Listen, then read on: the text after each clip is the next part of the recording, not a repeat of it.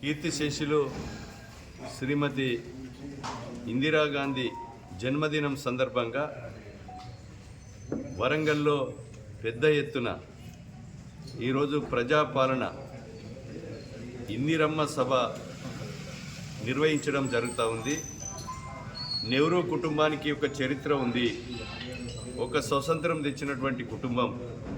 వాళ్ళ తండ్రి స్వతంత్రం కొరకు 18 సంవత్సరాలు జైలు జీవితం అనుభవించి ఈరోజు స్వతంత్రం తెచ్చినటువంటి కుటుంబము కూతురు ఇందిరాగాంధీ గారు ఈ దేశానికి 2 సార్లు ప్రధానమంత్రిగా ఈరోజు ఒక ఉక్కు మహిళగా పేదలకు, బడుగులకు, బలహీన వర్గాలకు 20 సూత్రాల పథకం తెచ్చి ప్రభుత్వ భూములు పేదలకు పట్టాలు ఇచ్చి హక్కులు కల్పించి ఈరోజు పట్టాలు కల్పించినటువంటి గొప్ప మహనీయురాలు ఇందిరాగాంధీ.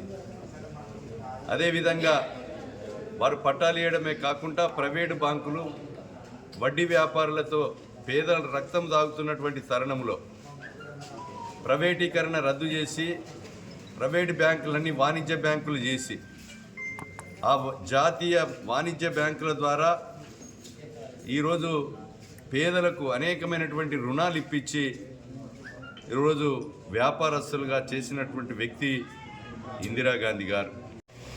అదేవిధంగా ఇందిరాగాంధీ మనుమడు ఈరోజు రాహుల్ గాంధీ కూడా 2 సార్లు ప్రధానమంత్రి అవకాశం వచ్చినా పదవిని తృఢపాయంగా వదులుకొని ఈ భారతదేశాన్ని రక్షించుకుందాం, కాపాడుకుందాం, పేదల కొరకు, రైతుల కొరకు, బడుగుల కొరకు, నిరుద్యోగ యువత కొరకు, ఈ యొక్క ప్రజల కొరకు నా యొక్క కుటుంబము మరి త్యాగం చేసింది అనేది ఒక దృఢ సంకల్పంతో కన్యాకుమారి నుంచి కాశ్మీర్ వరకు 4000 కిలోమీటర్లు పాదయాత్ర చేసి ఈరోజు ఇందిరాగాంధీ ఆశయాలను, ఇందిరాగాంధీ, రాజీవ్ గాంధీ, నెహ్రూ గారి ఆశయాల కొరకు ఈరోజు రాహుల్ గాంధీ కంకణం కట్టుకొని పనిచేస్తున్నారు.